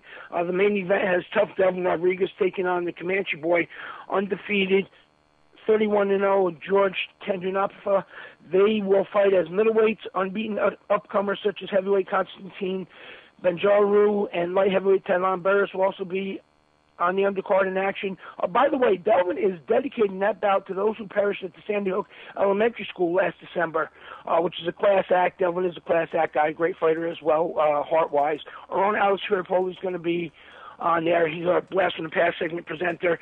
Saturday, February 16th in Quebec, Canada, Eye of the Tiger Management plays host when 23-0 light welterweight Derigine defends his NABF light welterweight title against Juan Jesus Rivera. Unbeaten light heavyweight Andrew Gardner and light middleweight Brandon Cook are also slated to be on that card in separate bouts as well. In the Dominican Republic, New Legend Boxing, Old World Promotions, and Caribbean International team up for an exciting card. Headlining is an exciting female bout as featherweight Amanda Serrano and Wanda Pena Uzana face off. The winner will become the owner of the vacant WIBA Women's Championship. Also, super bantamweight Juan Dominguez will bring his unbeaten record against Giese Lorenzo. Winner of that contest becomes the vacant WBA Fed Central super bantamweight champion. And last on that card will also be 15-0 featherweight Marlon Cabrera. And he's going to be facing, and Kevin Torlibo is going to be on that in a separate bout. Quinton Rue, Cancun, Mexico, Golden Boy Promotions is going to be on the Fox Espanol air card. In the main event, lightweight Jorge Romero takes on Fidel Maldonado Jr. In the co-features, light welterweight Roberto Ortiz defends his WBC silver light welterweight title against Fidel Monterosa Munoz, and super flyweight Dorle Valiente will defend her WBC youth female super flyweight title against Tanya Cosme. And at the Boardwalk Hall in Atlantic City, Golden Boy Promotions will air on HBO Denmark 3 and Hungry Sport 1. In the main event, Adrian Broner defends his WBC lightweight title against Gavin Rees. Rugged super middleweight Sakio Bika, that we were just speaking out, takes on Nicholas Njoka, and lightweight Demetrius Hopkins defends his USBA light middleweight title against Charles Whitaker, and super featherweight Vincent Escobar faces Edner Cherry, plus Rashid Warren will be in his fourth professional bout. Before I go on that, Bill, I just have to say happy Valentine's to my wife Heidi. Love you not only today but every day. Thanks for being the best wife and a mother to our boys anyone could ever ask for. And happy Valentine's Day to all the ladies out there, including your wife. What's to do with you? Well, it's a good thing, this Valentine's Day, when people can love each other, right? And that's great that we get to talk about boxing, and wait till people stick around for this day in boxing history, because there is a nice little Valentine's surprise for everyone there. The topic that we can't get away from, Dax, and you and I have talked about this a million times, and quite frankly, we talk about it a million times on the show, and it makes me laugh because, very rarely do we ever really get criticized, and the only criticism that I can honestly say that has happened against us is sometimes we talk, people say, I'm getting a little sick of all the Floyd Mayweather and Manny Pacquiao talking, and in my defense, Dax, I only bring it up when the listeners and the viewers bring it up. Why can't they get away from it, man? For me personally, I think both of them are non-issues in the sport. I don't think the sport is controlled by Floyd or Manny Pacquiao. They're both at the end of their career, and yet, it just seems that at least the people that interact are always bringing them up, and it's always against each other. I mean, what is it going to take to have everyone just stop? We need a dominant superstar. You know what? Adrian Broner is one of those guys that will, considering, assuming he does as well this weekend as everybody expects he's gonna. Adrian Broner is that type of guy, somebody who's very skilled and somebody who's very exciting. We need a few more guys like him to take the focus off Floyd and Manny, because there really is nobody out there right now, at a top level in terms of being an all-around fighter that, makes everybody, turn their attention towards them. We have, the exciting guys like Brandon Rios, but, everybody else at that upper level is pretty much at the tail end of their career or they're fading. And so right now, what do you have? You have Floyd Mayweather, who knows how to make himself a PR machine. And, you have Manny Pacquiao, who not only did, he jump up so high in weight and then he beat all those bigger guys, but then he gets starch cold by Juan Manuel Marquez. And, he has all those other outside problems. So that's what keeps him going along. But, guys like we were talking about in the chat room before, Austin Trout, as he goes on, guys like Canelo, a few good more wins for Triple G. When he steps it up a little bit in the competition level, one or two more nice sensational knockouts by him, as you said, Floyd and Manny are going to become afterthoughts. it's a little bit of a transitional stage. Kind of reminds me of back in the early part of the century when we were fading out Oscar De La Hoya, Felix Trinidad, Ike Corte, and those guys were phasing out for the next step. Before then, it was the Fab Four of the '80s when they were phasing out to make way for guys like De La Hoya and that, which was 5, 6, 7 years later. It's a transitional stage, and same thing going for the heavyweights. The Klitschko's, they're on their way out, even though Vlad has shown no signs of slipping. But the Klitschko brothers are on their way out, and then it's time for a new wave of heavyweights to step in there, and we're going to start seeing that, what we have really isn't that bad once we get, these guys that are dominating so hard actually, leave the sport a little bit. So boxing's in a transitional stage, in my opinion, and I think in another 3-4 years, these guys are going to be afterthoughts.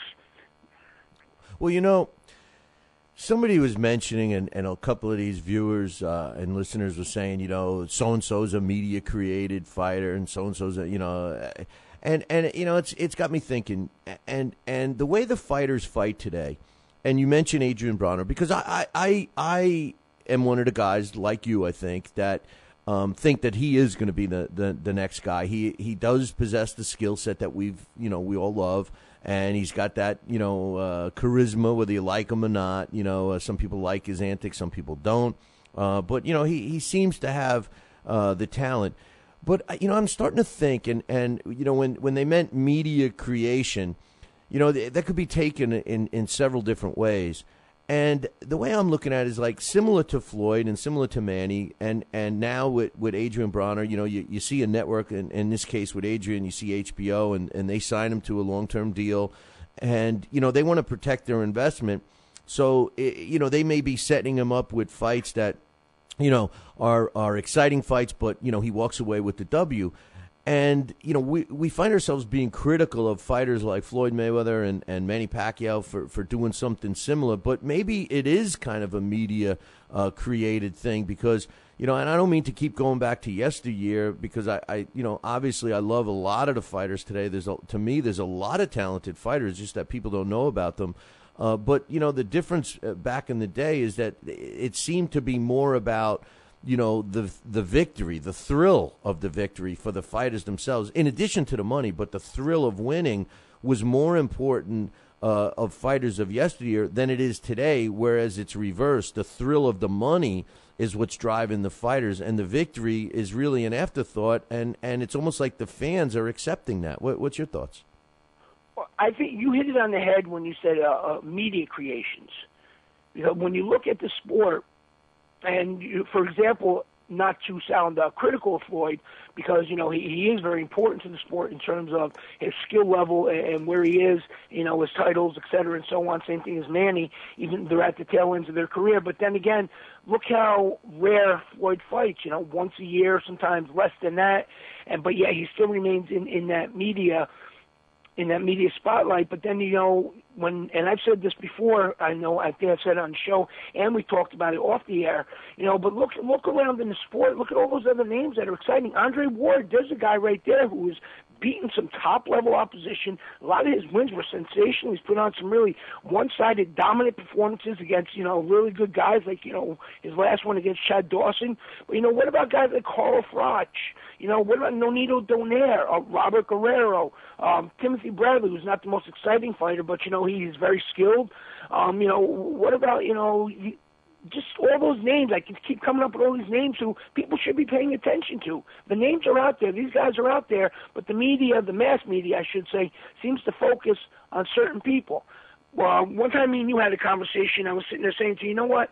I like doing stories. I like talking to. I like meeting and doing interviews, et cetera, with these other guys that aren't so much in the mass media, because if you have 200 people writing an article on Floyd Mayweather, what more can number 201 write that the other 200 didn't? No, it's a great point. And when does the media creation? It's true. They jump on what they're looking at as a story, but I think it goes back to something that I've been crying about for literally a decade. And promoters don't promote.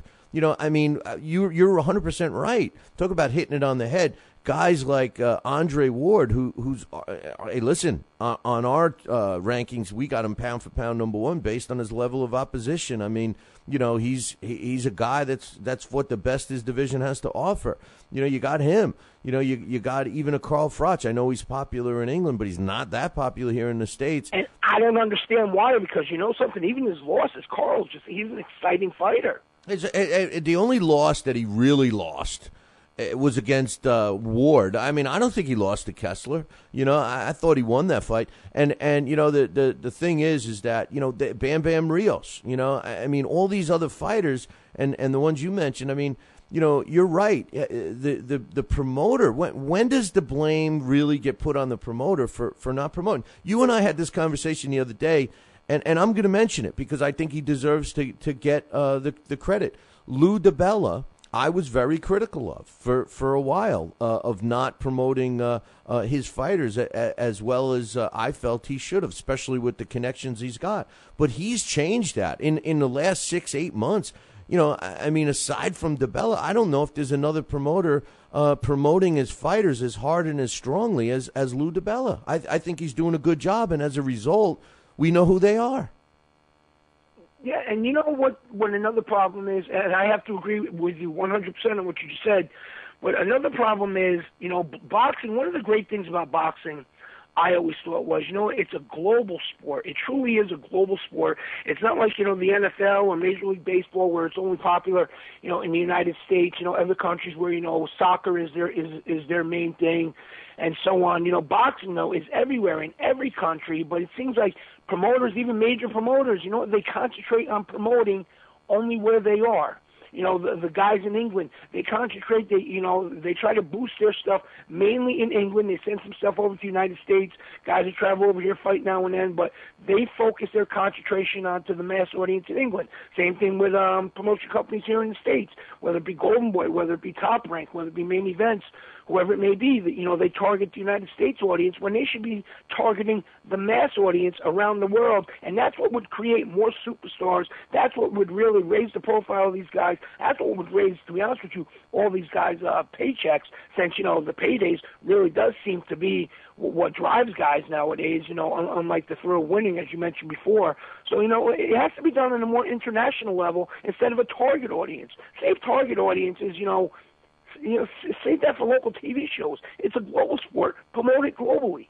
No, it's a great point, and you're right, and I think you hit a very important issue, that the more people that know about a fighter, I don't care what level, it could be a 4-round fighter, the more people that know about him, the more money he can make, because the more draw he is. You know, people want to see him. They want to buy a ticket to see his fight. They want to watch it on TV. They want to watch it on a stream. You know, I mean, you know, the bottom line is you're 100% correct, you know, and that's the way boxing used to be. You know, the fights, you know, the guy, one of our own, gets to see the best fights, really, that this country has to offer against unknown guys, against guys with obscure records, against, you know, guys that have losing records, and that's Austin Colleen. He goes and sees all these small club shows in a place like Albuquerque, New Mexico, who really. Albuquerque happens to be a fight town like I've never seen. People don't realize it, but there's a gym on every corner. You know, I mean, it's unbelievable how many fighters are in that city, and he's seeing these fights every week. You know, and he's always telling me, "Oh man, this fight! Oh, that kid was great." You know, yeah, because they're matched well. They're fighting similar fighters, and they're packing the house. You know, I mean, if that was globally, like you suggest, man, boxing would be the number one sport. I mean, it seems simple, but getting everybody, you know, leading the horse to water and making them drink is two different things. Yeah, exactly.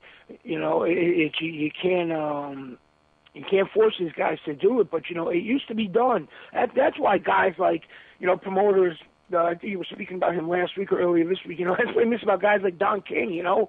Don was everywhere, you know, he promoted everything across the world, and that's what generated the interest, and that's what allowed guys like Don King to put on mega fights in other countries. And created just as much, you know. Oh, Dax, we just lost you, man. You were on a roll. Anyway, we were going to take a break anyway. So, Dax, I'm sorry about that. We just the phone system has been being so behaved lately, and it must be the weather. Dax says he's in the middle of some snow. But anyway, we got to take a break, and we'll be back in about 2. Talking Boxing with Billy C. Every week, 2 hours of the best boxing talk on the radio. I have a bunch of questions, Donnell, right? If you feel like you want to, you can answer for JD first. Why will you win? JD Chapman, why will you win? Baby Holmes will get sick and get hit by a train that day on the way to the fight, or he might have diarrhea, he might have the flu, he might throw up. One of his eyeballs might fall out that day, and I might get lucky. Talking Boxing with Billy C. If you want your voice heard on Talking Boxing with Billy C., then call our hotline at 845-228-8710. Leave a voicemail, or you could just tell Billy C. that you like his mustache. Should I ask you your opinion about this idea? I'm just trying to give you the encouragement. Listen, all I need from you is to make sure you don't hang up on people. And if we like your call, we'll play it back on the air. You have the knowledge and wisdom of boxing because of what you do and how well you do it. Leave your name, hometown, and what you think of the show. 845-228-8710. We want to hear you. Talking Boxing with Billy C. Every week, 2 hours of the best boxing talk on the radio. Mike Tyson looked like he put on some pounds. He was fat. He went into McDonald's and he just said to them, hey, give me 6 of everything on the menu. He put on 2 watches and covered 2 time zones. I'm talking fat here. Got on a scale the other day and it said, come on, one of you guys got to get off. Last thing I heard is that he jumped into the ocean and he left a ring around the continent. He's fat. Boxing with Billy C.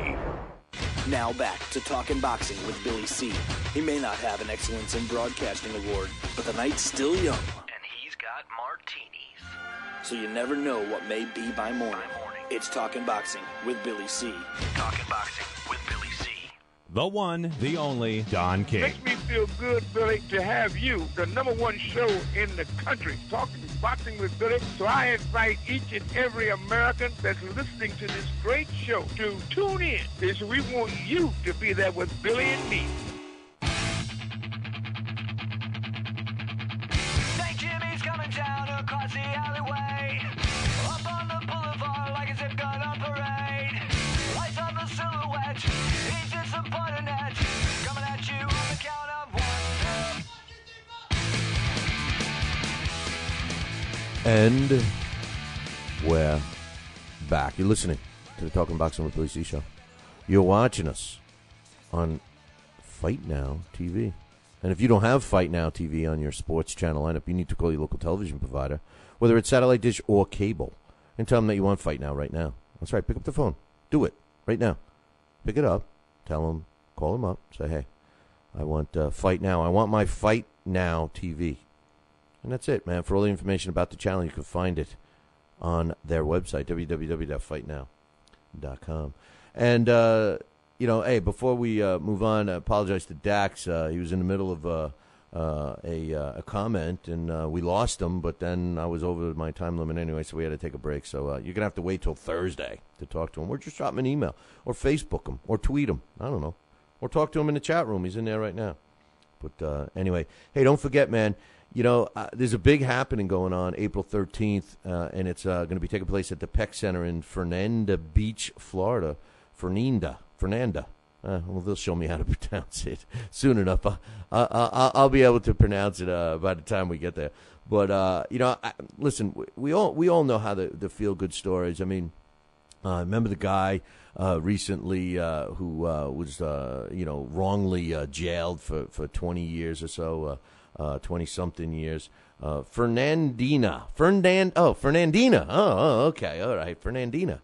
And he was wrongfully imprisoned, and he was ready to embark on a pro boxing career.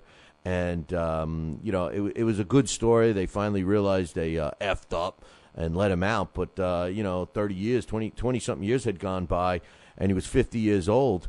And he jumped into the ring, and he fought. It was his lifelong dream to fight as a pro, and he got that fight under his belt, and all is good. He wasn't trying to make a career out of it or make a run for a title or anything like that.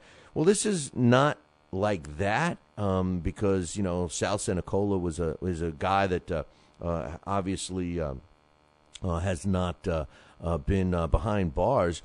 at least in a sense, it's almost like he was behind bars in his own mind. This was a guy 25 years ago that was a fighter that was on the verge of a world championship fight.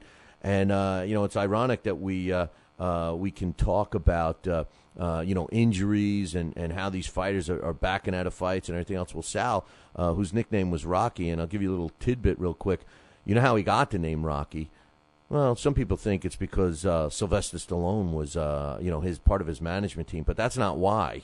That's what I'm saying. Wait till this whole event is going to just be chock full of all these little sideline stories that are just going to captivate everybody, and we're glad to be part of it.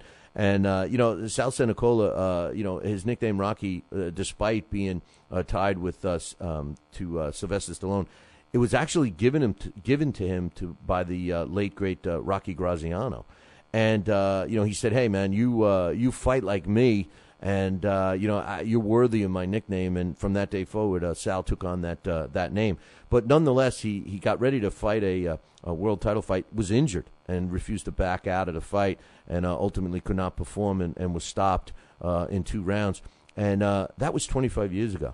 This poor guy has been haunted by this his whole life. And this isn't a sad sack story. This isn't a guy that needs money and says, all I could do is fight, man, so I'm going to get in the ring and fight. I'll make my mortgage payment. No, this is a successful businessman who does not need to. He's got so much money. If I had this guy's money, I'd be throwing mine in the street, But, the bottom line is it's not about the money.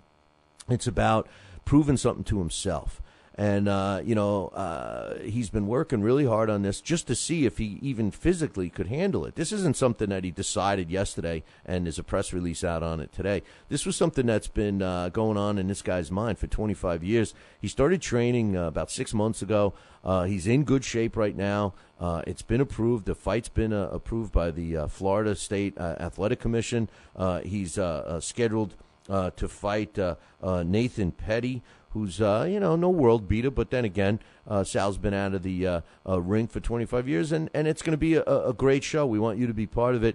If you're in the area where it's at, make sure you get some tickets. Go visit Sal Senecola, that's CENICOLA.com, and get yourself some tickets.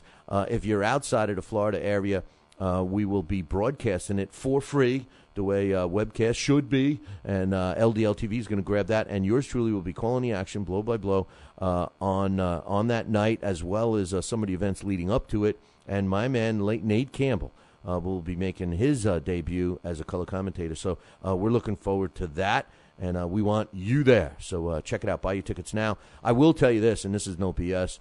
If you do plan on coming out, which is it's going to be a great it's going to be a weekend, so if you're going to come out for the weekend and it's in a beautiful place, you get all that information if you go to salsenecola.com.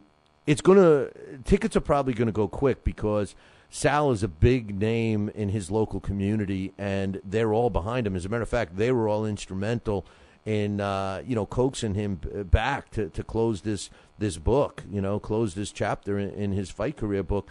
So, the anticipation of them all being there to support him is a realization that, might affect you if you plan on coming. So get your tickets early and make sure we see you there on April 13th.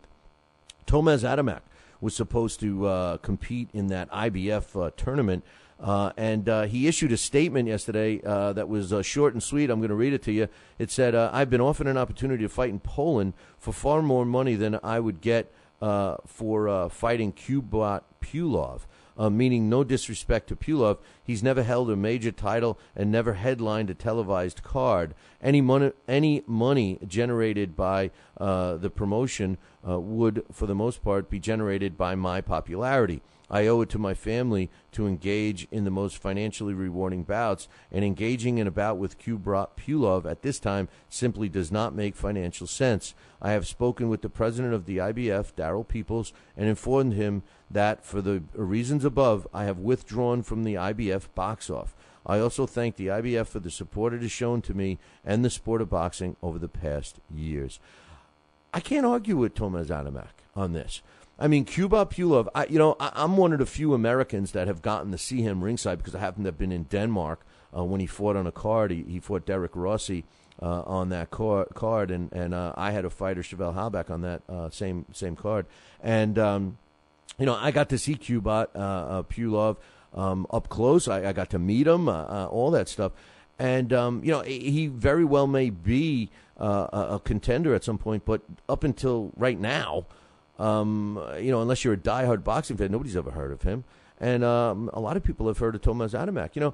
A lot of people criticize certain fighters for constantly fighting in the same location all the time and everything. And when it comes down to making a living from it, if you're in an area that you sell out your venue every time you fight and you got, rabid fans coming and gorgeous Polish women like Tomas Adamek does, the bottom line is, why should he go and do that when really Tomas Adamek, what's left in this sport for Tomas Adamek? He's probably positioned himself for one more shot at a major world title, and that's it. It's going to be his swan song, and I can't fault him for that. If this guy never fought anybody, if he was constantly ducking fighters and then he comes out with a statement like this, I'd be very critical. But I can't say that about Tomas Adamek. Tomas Adamek has fought everybody, in 3 weight classes. So I support Tomas Adamek in this, and nothing against Kubrat Pulev because I happen to want to learn more and see more of Pulev. But I could see Tomas Adamek's point. Why compete in something that could ultimately be career-ending, or he could sustain a cut that would haunt him in another fight? It makes no financial sense. And speaking of cuts, Ryan Coyne, yesterday we posted a press release that Don King Promotions put out, and they announced the undercard of the Hopkins versus Tavarius Cloud fight that's taking place March 9th in the Barclays Center in Brooklyn, New York. And Ryan Coyne was supposed to meet Marcus Oliveira, and it was actually announced yesterday. The press release was released yesterday by Don King Promotions, and as true to form, we posted that up immediately. And I found out this morning, that it actually, at the same time, Don King's promotional team was sending out that press release that's all over the place.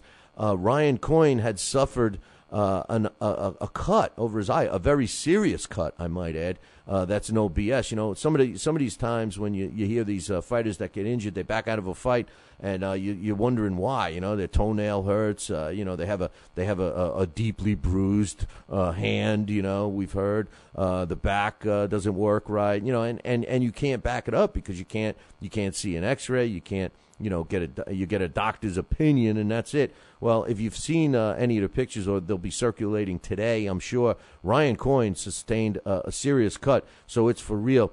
But my only question and my only criticism to Team Coyne is, you knew that you were fighting in this fight. Prior to the press release, the fight was already signed, sealed, and delivered.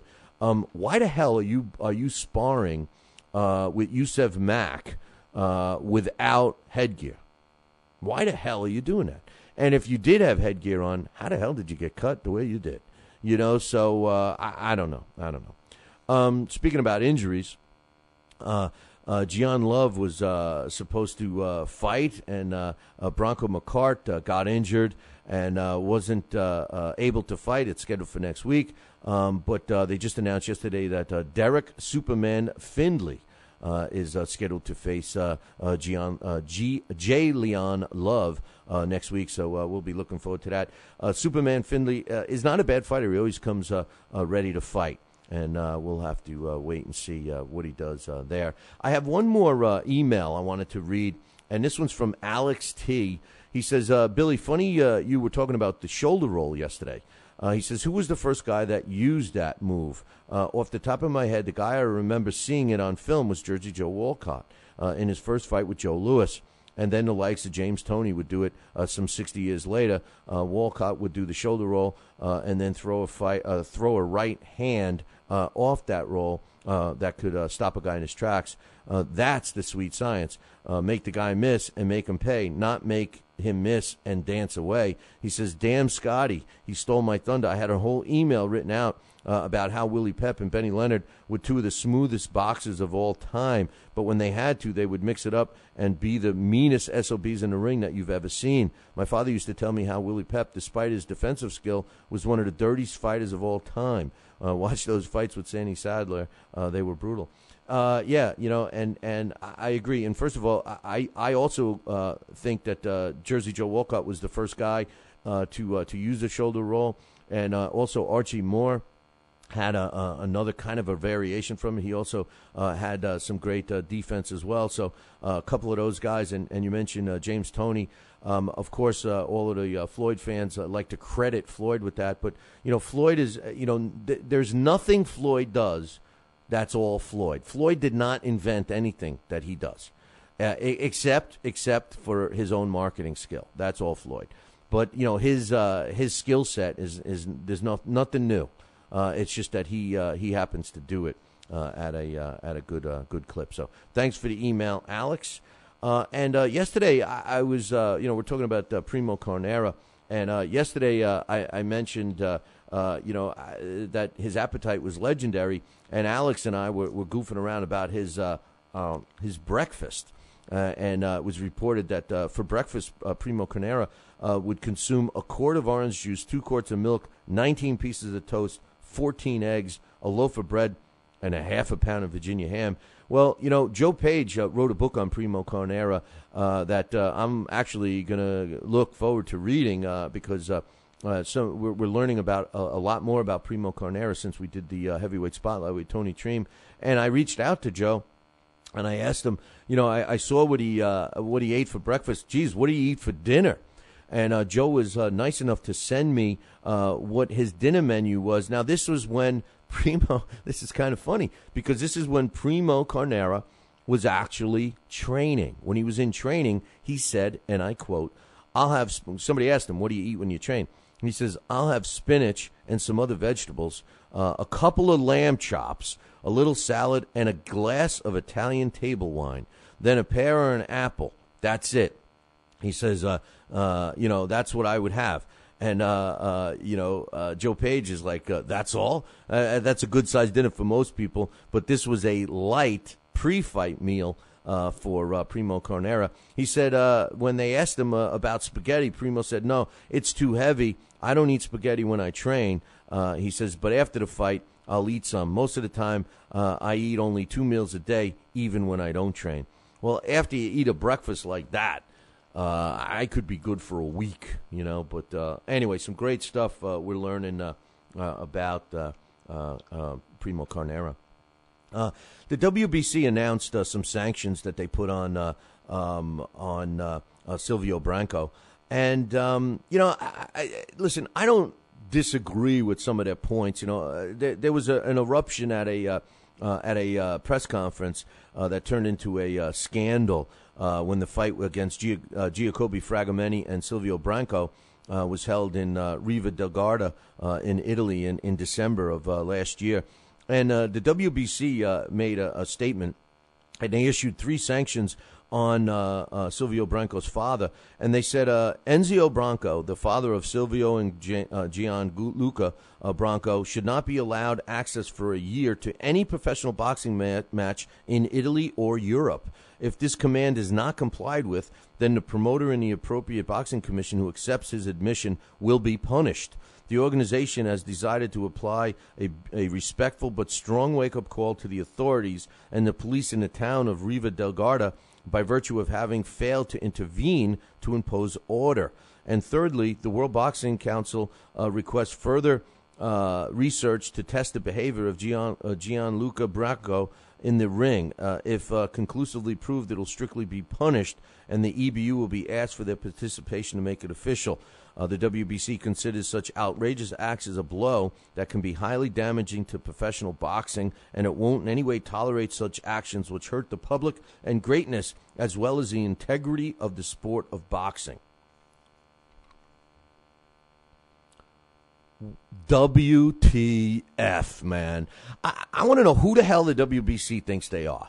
Number one, strictly going to be going after the people of Italy, the town, the law officers. I mean, come on. I mean, what is going on with this crazy lunatic that we know as the troll of boxing called Jose Sulaiman? I just don't get it. I really don't. I don't understand it. You know, it's one thing to impose a sanction against somebody when it has to do with your belt. The WBC has one control: their stupid friggin' belts. That's it. They have no other say in legal matters with a country, you know, with a state, with a city, with a town, with a Boy Scout troop. I mean, they have no other jurisdiction. Who the F do they think they are? It cracks me up. And then they turn around and say, we don't want these outrageous acts to be damaging to professional boxing. What about what they do? You know, they don't even follow their own rules. I think it's ridiculous. I'm not saying that Mr. Bronco was correct in causing a scene, but it's clearly out of the hands of the WBC. I mean, give me a break. You know, all they could do is say, Bronco, you're never going to fight. You're not allowed ringside for a sanctioned WBC fight. You're not allowed to fight for a title. Your son can't fight. Whatever. That's it. They have no jurisdiction to turn around and call, the legal authorities in Italy and all of Europe to listen to them. Who do they think they are? I can't stand the WBC. It's ridiculous. Is it a good thought? Sure. You know, but keep it within reality, Sulaiman. It's just the WBC. It's just your organization. Remember, this is the same guy that turns around and says, oh, we're going to form a retirement fund, a fund for retired world champions who need assistance, and never put their own penny in it. They raised money from someone else. And they only mean WBC. You know, if the WBC came out and said, you know what, you know, we're going to do something for boxing. We know that we're the WBC. We know that we're a sanctioning body, but we want to do something good for the sport. And the good for the sport means there's no barrier with sanctioning body. We're going to form a retirement fund, a fund for fighters that need help, blah, blah, blah. And it's not just for the former WBC champions. It's for every fighter. Then I would be the first guy online. I'd say me first to give them the credit that they would deserve. But no, they separate it. I've said it 100 times. Boxing needs continuity, not separation. We don't need a strong statement from Jose Sulaiman saying that we're going to do this, we're going to do that. It sounds like a press conference for a fight. I'm going to do this, we're going to do that, we're going to do this and that and the other thing. And you know what? They still let Floyd Mayweather hold on to a belt that he hasn't defended in a year and a half. That's against their rules. He's supposed to make his decision up within 30 days, right? Maybe less. They let him keep it. Why? Because it means money for them. It's a joke. You know, I mean, don't get on a high horse and tell everybody that you're going to do this and you're going to do that and this should be done and that should be done when you don't do the same thing. It's ridiculous. You know, it's a shame. You know, Joe Dwyer is with the NABF, which is the subsidiary of the WBC, and this guy does everything to a T the way I would.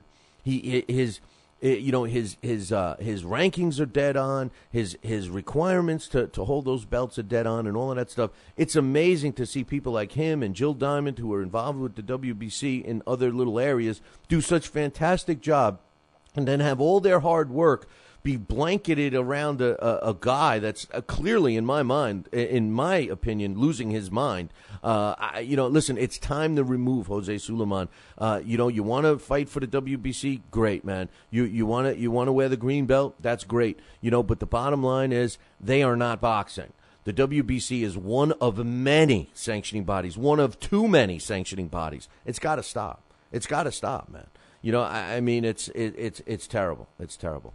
Did you catch the story about the fighter Jorge Pantera Silva? Now, remember, Silva was the guy. He's got a record of 19 wins, 3 losses, and a couple of draws. He was the one that fought Angulo and gave Angulo everything he could have. As a matter of fact, as a result, Silva was signed by Golden Boy. I became a huge fan watching that fight. And, here's the thing. Team Angulo is accusing that he's on the juice, man. They're saying that he's on PEDs. I love this, because Silva. No, I don't love that they're accusing him of PEDs. I love Silva's response. He says, I'm a clean, honest fighter. I don't need to take anything. It's not my fault that Angulo hits like a puppy. I love it. Now, remember, this kid is no dummy. I think he's attending law school or something like that. This kid is no dummy. And although he did seem to take some serious shots from Angulo, maybe Angulo isn't all that he used to be. These people that turn around and make these accusations, similar to Floyd making accusations about Manny Pacquiao, it used to be a world that we were innocent until proven guilty. Now it's, anybody can make an accusation about you, and then, it's your job to prove them wrong. I think that's wrong. Was there ever a time when this kid was ever, tested positive or rubbed some ointment on his shoulder or some crazy thing like that? Just because your fighter couldn't knock him out, just because he was rocking your fighter means he's got to be on something? It doesn't make any sense. The same thing with Pacquiao. Just because he moves up wins titles in 8 weight classes, he's got to be on something. Just because he's got muscles on his eyelids and his head, is 10 times bigger than it was 5 years ago, that means he's on steroids.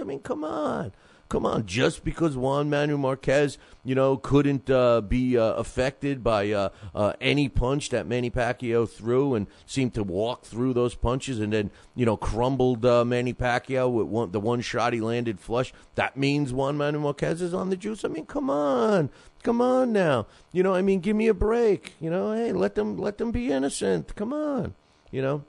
Another thing that bothers me is Amir Khan. Amir Khan is scheduled to fight on April 20th. And, what bothered me?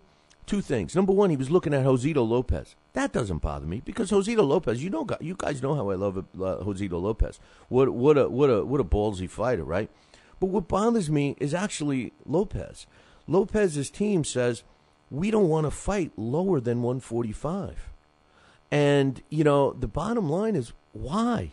Here's a guy that moved up to fight 154, when he fought Saul Alvarez. Before that, he fought at welterweight, and yes, he upset Victor Ortiz, but you know what? This is a guy that really belongs in 140-pound class. He's not like he's, 15 years old. He's not 20 years old. It's not like he's going to grow any bigger. Josito Lopez is a fighter that should be fighting around 140. Okay, if you don't want him to fight 145, fine. Amir Khan, they say, we don't want to fight, I don't want to go down in weight because Amir Khan says, I don't want to go up in weight because I feel that it will be too hard for me to go back down. He wants to avenge his loss against Danny Garcia at 140, and then he plans on moving up. So, both sides of this story seems a little crazy to me, But like we said real quick yesterday, Keith one-time Thurman is going to be fighting on the Hopkins Tavorius Cloud undercard, and he's going to be taking on Jan Zavik on March 9th in Brooklyn, New York. So we'll be getting ready for that. Michael Cositas, rumor has it that he's going to retire. He says, unfortunately, I've had to pull out of my fight that was scheduled for February 21st. I got a story to tell, and I'll be telling it, but right now I need to talk with my family, my management, and a medical staff. Thanks for your support and understanding. This was as a response to his failure of an MRI test. Michael Cositas, we all know, that's been in some wars. And if something came up, incorrect or out of whack on his MRI, I think Michael Cositas is doing the right thing. Better to be able to carry on in life than to be a veggie. So I hope nothing but the best for Michael Cositas. He was always very exciting in the ring. One last thing I want to mention, this weekend is a pretty good fight going on. Jonathan Romero is taking on Alejandro Lopez in a fight that's going to be on Unimas, which used to be Telefutura, and I don't know. Do we have that one? That's another one I dropped the ball on, ladies and gentlemen. So I apologize for that. We had to actually get our picks out a little early. If you're part of the Billy C Challenge, make sure you get your picks in because I won't be able to get around after today. So make sure you do that ASAP. Wake up. It's time for the It's Too Early for a Trivia Question. Today's It's Too Early for a Trivia Question is being brought to us by Gleason's Gym in Brooklyn, New York. Make sure you attend their amateur event this weekend. Give them a call today, 718-797-2872, or visit their website, Gleason's Gym. It's gleasonsgym.net, gleasonsgym.net, and tell them Billy C sent you and demand the Billy C discount. We got our trivia question is supplied to us by Henry Haskup. It's a tough one. Who is the only fighter who never held a world title, and he stopped a future or former lightweight and light heavyweight champion? I asked him for some hints. He gave me two. He said of his victories, this guy won 86 by knockout or TKO.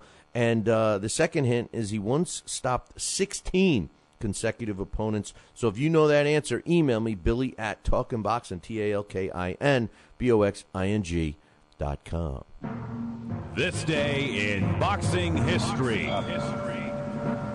And finally, on this day, February 14th, back in 1951, they called it the St. Valentine's Day Massacre. Well, they called another incident that too, but they also called this one, at least Jake LaMotta's people, because on this day, Sugar Ray Robinson knocked out Jake LaMotta in the 13th round to win the world middleweight title, and that took place on February 14th in 1951 in the city of Chicago. Hey, man, that concludes our show for today.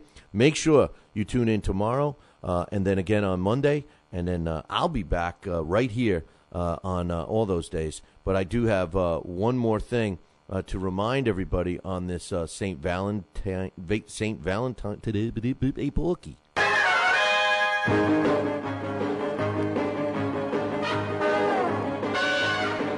Make sure you tune in. Same bat time, same bat channel. There's only one channel, the Fight Now channel. Call your local television provider and tell them you want the Fight Now channel added to your sports channel lineup. For all the information, you can find it on the website, www.fightnow.com. Had some fun today. Ciao, baby.